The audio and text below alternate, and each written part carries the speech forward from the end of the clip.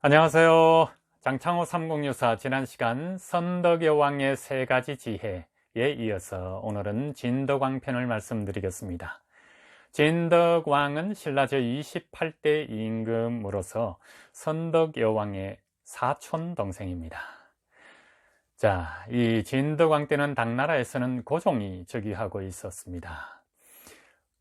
지난 시간에 운명하신 선덕여왕을 잠시 다시 살려내야 오늘 시간이 더 순조롭게 진행이 될 것 같습니다.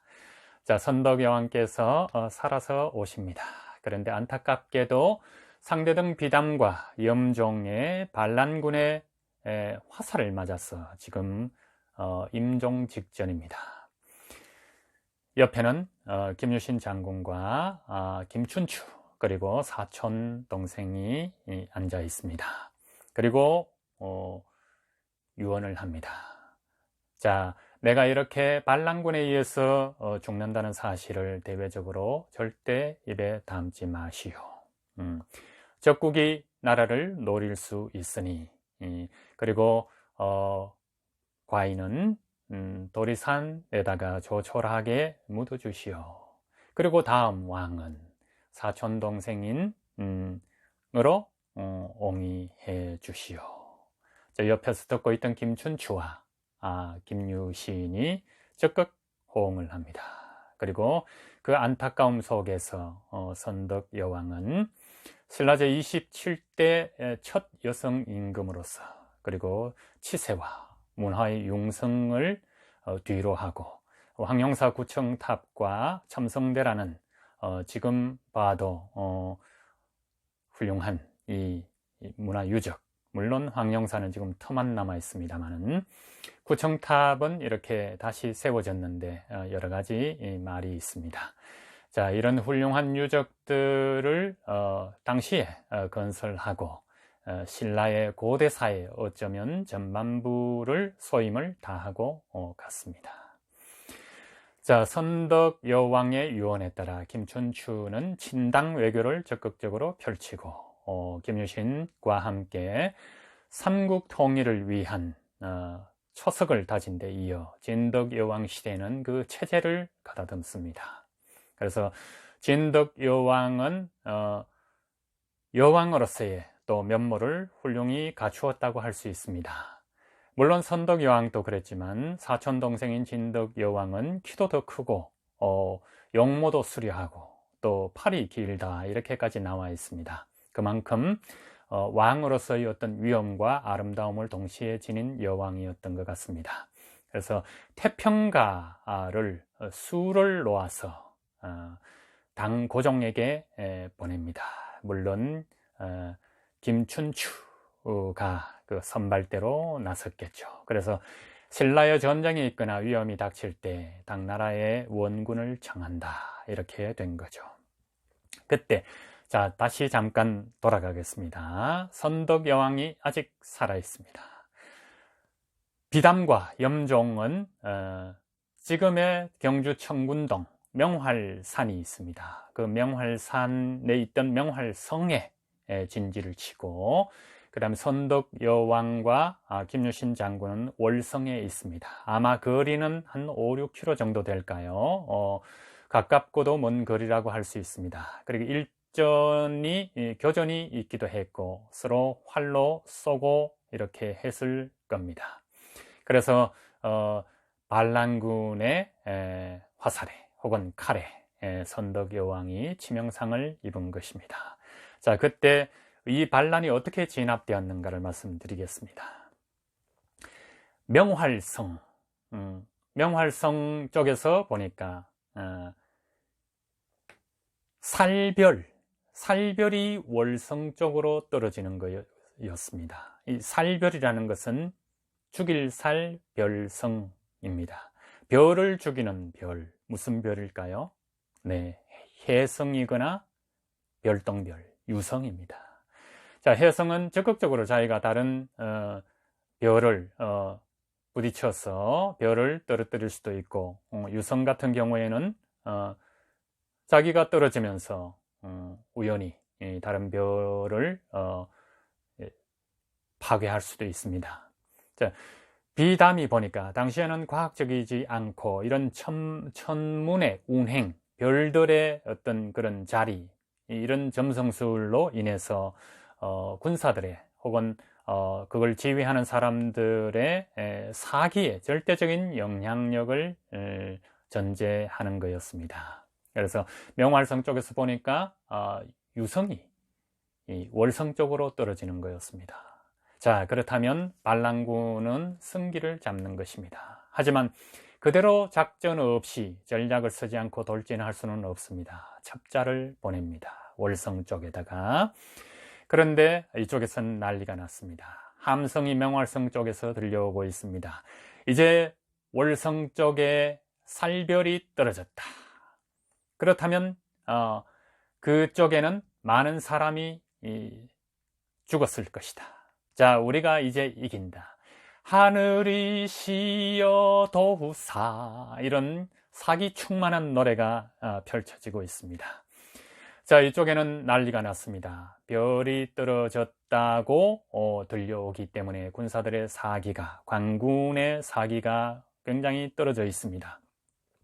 김유신 장군이 괜히 용장이면서 지장이 아닙니다. 자, 그래서 김유신이 꿈입니다. 무언가를. 무엇일까요? 자, 별이 떨어졌으니, 별이 떨어진 곳에는 사람들의 희생이 있어서 피가 흐른다, 이런 겁니다. 그래서 별이 떨어진 곳에는 피가 흐를 것이고, 그 피를 실제로 별이 떨어져서 사람이 많이 죽었는가를 보기 위해서 첩자를 반군 쪽에서 보낼 것이다. 그러니 우리가 그런 연극을 꾸며야 한다고 생각한 거죠. 그래서 다시 떨어진 별을 하늘로 올립니다. 뭘로 띄워 올립니까? 대형 연을 만듭니다. 연의 꼬리에다가 허수아비를 만들어서 집에다가 기름칠을 해서 거기에 불을 지릅니다. 그래서 불타는 별, 살별이 다시, 땅에 떨어졌던 살별이 밤하늘에 다시 떠오릅니다. 어느 쪽으로? 명활성 쪽으로 바람이 불 때 그렇게 연을 띄웁니다. 띄워서 마침내 그 연을 명활성 쪽으로 날립니다. 그리고 첩자는 지금 월성 쪽에 와 있습니다. 그래서 김유신이 첩자가 바로 당도하기 전에 또 피가 흐르는 연극을 꾸밉니다. 자, 김유신이 어떤 장군입니까? 화랑도 시절에 술집에 매일 들르면서 사귄 여성이 있죠. 누구죠? 천관녀. 그래서 김유신 어머니가 너 이렇게 하다가는 장군이 못 되겠다.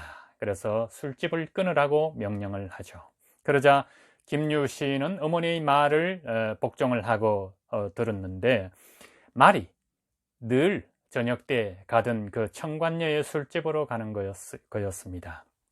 그래서 어머니와의 약속을 말이 어긴 거죠. 그래서 김유신이 칼을 뽑아서 자신의 애마의 목을 칩니다. 자, 그 김유신이 그런 경험을 살려서 다시 살별이 떨어진 이 월성에 피가 도는 연극을 꾸밉니다. 그래서 군사들, 장군들의 말을 몇 마리 모아놓고 군사들로 하여금 말목을 치게 합니다. 그래서 피가 흥건히 월성에 고입니다. 그걸 첩자들이 목격을 한 것입니다. 그래서 첩자들이 다시 돌아가서 비담과 염종에게 이 사실을 보고합니다. 그런데 하늘에는 불타는 별이 또 명활성 쪽으로 떨어집니다. 이제 사기가 거꾸로 됩니다. 그래서 김유신 장군이 군사들에게 명하여 바로 비담과 염종의 반란군을 진압합니다.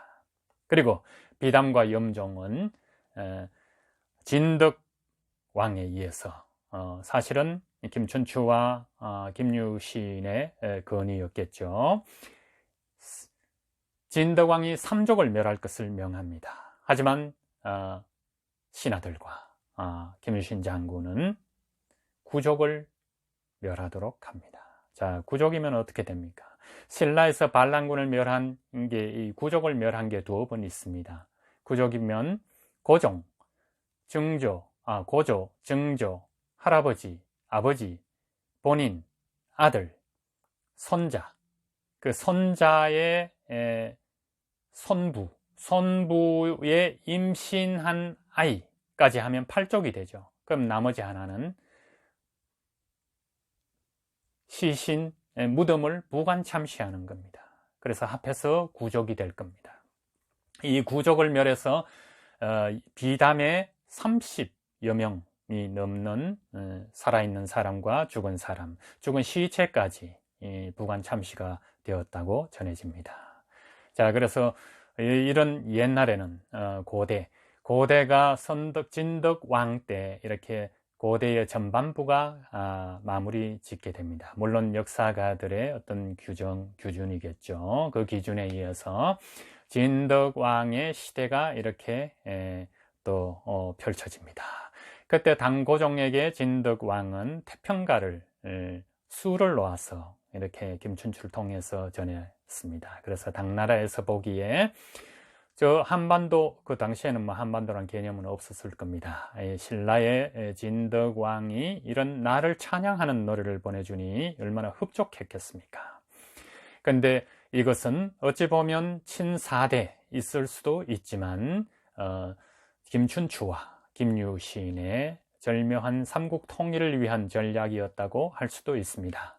친당 외교를 적극적으로 해서 필요할 때 원군을 지원받고, 근데 이 태평가가 당고종에게 전해졌다는 사실을 알고 김유신은 굉장히 자존심을 팽개치는 일이다 해서 신하들끼리 있을 때 왕을 험담을 하진 않지만 그 분노를 참지 못합니다. 그래서 우지암, 경주 남산에 우지암이 있었습니다. 여기에 있었는데 여러 가지 국사를 의논하고 군사에 대한 어떤 중요한 결정을 할 때 그 당시 선덕 왕 때 가장 윗자리에 있던 알천공으로부터 시작해서 그다음 무림, 유신 이래서 9공들이 국사를 의논하고 있었습니다. 그 의논하는 자리에 호랑이가 나타난 것입니다. 진짜 호랑이에요. 그걸 알천공이 바로 호랑이의 꼬리를 잡아채서 이렇게 호랑이를 잡아버렸습니다. 그러자 유신이 이야기를 합니다. 호랑이는 당나라와 같아. 그래서 우리도 저렇게 힘을 길러서 종국에는 당나라를 호랑이 패대기 치듯이 잡아버려야 한다. 이렇게 이야기를 합니다. 그래서 결국 나중에 삼국 통일을 이루고 난 뒤에 당나라 군사를 쫓아내고 당나라 군사를 처부순 게 우연이 아닐 겁니다. 자, 이렇게 해서 2가지 에피소드였습니다. 진덕 왕이 태평가를 서서 보냈다는 것과 진덕 왕 때 김유신을 비롯한 공들이 호랑이를 잡음으로써 그 호랑이를 당나라에 비유해서 적극적인 삼국 통일의 후위를 도모했다는 점입니다. 그래서 태평성대 바야흐로 진평왕이 64년간 재위를 하고 진평왕의 맏딸인 선덕여왕이 16년간 재위를 하고, 그리고 진덕왕 또 2번째 신라의 여왕이 되는 기염을 토함과 동시에 삼국 통일을 위한 체제 정비에 박차를 가한 것입니다.